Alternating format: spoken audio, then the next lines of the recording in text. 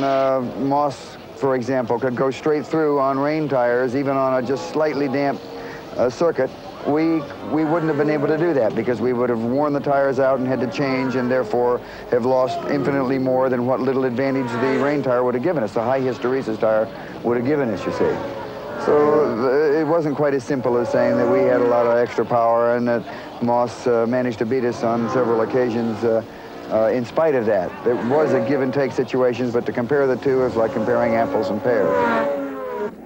As in 1952 and 1958, the Scuderia took their new car and won with it straight out of the box. It decimated the opposition that had presumed Maranello would take at least 2 years to catch up on rear engine technology. In winning 5 of the season's 8 races, Enzo Ferrari had obviously decided that horses could also push cars. Then, in one terrible wrenching moment for Ferrari, Wolfgang von Trips was dead. It was little compensation that the team took the double constructors' and drivers' titles. And there were more clouds on the horizon.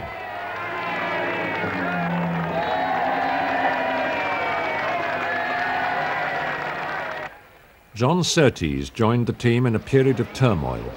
At the end of 1961, Carlo Chitti, Ferrari's chief engineer, left with 7 other senior directors. They set up their own team with an eye to returning to Formula One, although 2 of the fugitives soon returned to the Scuderia.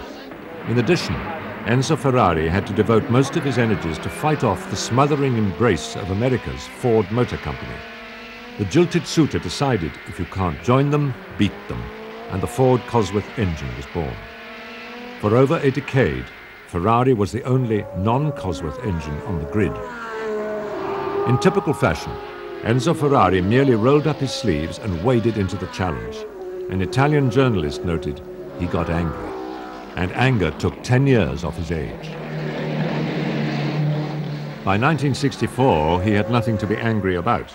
Once again, Ferrari came out with a brand new model that was to give car and driver world championships the first time out. Sporting the first Ferrari V8, the 158 notched 3 firsts, 3 seconds, and 4 thirds. It also proved the resilience of the founder, who, faced with 3 crushing blows, came back stronger than ever. But that was to be expected of the man who, in 1944, surveyed the rubble of his bombed-out factory and said, "If I save anything, there will come the day, I am certain, when I will be able to dedicate myself solely to the construction of racing cars, and that will allow my cars to be raced every Sunday at 2 or 3 different places in the world at the same time." Don't you think that being able to win 2 or 3 times on the same day would be a worthy objective? Defecting engineers and the Ford Motor Company mean very little to a man with that spirit. Sono molto cambiati. Allora lo sport era predominante. Oggi ci sono molte altre componenti economiche che sacrificano lo sport. Ferrari has said, "I race because I am an enthusiast, whereas others do so as a business." Yet business was very important to him, having created road and sports cars that were the envy of the world to support his passion for his beloved racing machines. After the brilliance of 1964, it required all the passion Ferrari could muster to weather the next few years. The Scuderia was like a fine sailing ship drifting through equatorial doldrums, flashes of lightning on the horizon and the promise of wind ahead, but still adrift.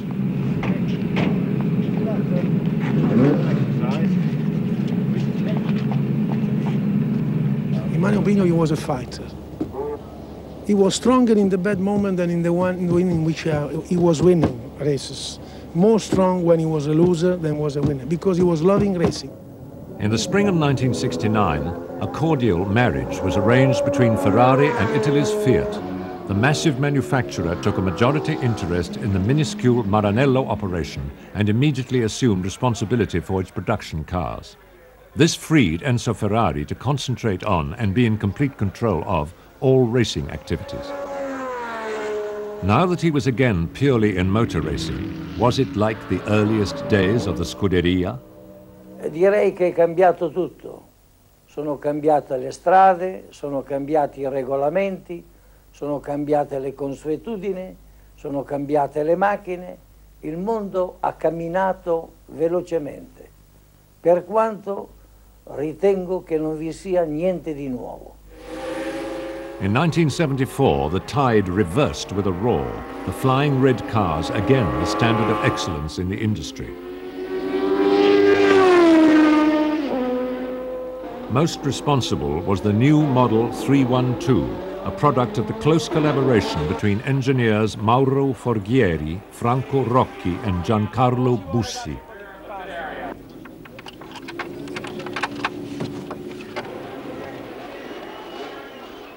Its profile was easily identified by the extreme forward position of the driver and the unusually high air intake behind him.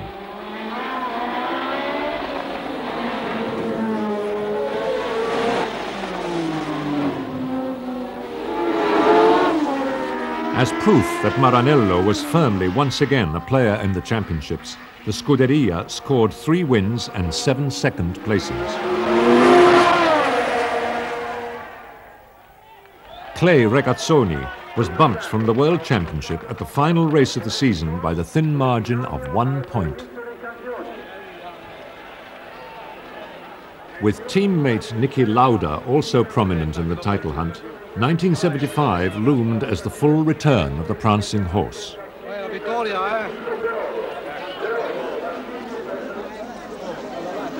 32-2 abbiamo. Incredibile. By 1975, the Commendatore, as he had now come to be known, had emerged as the world's most successful figure in motor racing history, with 6 world championships behind him, and had, by choosing the right combination, put the 7th world championship on the horizon. He was back on the comfortable ground of a 12-cylinder engine, the Boxer flat opposed motor. The car was more compact than previous models, and in Niki Lauda, Ferrari had once again found a driver exactly suited to his style. At the Monaco Grand Prix, with 1/3 of the season over, Lauda was a distant 9th in the championship standings. His teammate Regazzoni was just ahead in 7th. Pressure was on the Ferrari team to make up for lost time. Ma dov'è Fittipaldi? Reigning world champion Emerson Fittipaldi chewed into Lauda's lead on every lap, waiting for the younger driver to make a mistake. Lauda was making no mistakes that day and established a pattern that would be repeated in his next 3 races.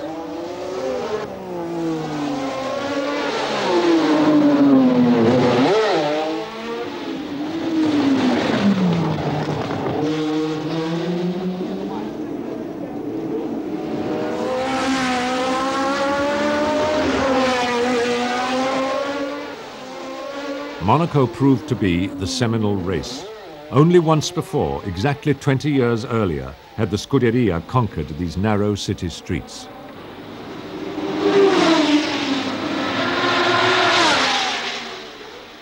With a similar brilliance, Lauda walked away with the Belgian, Swedish and French Grand Prix.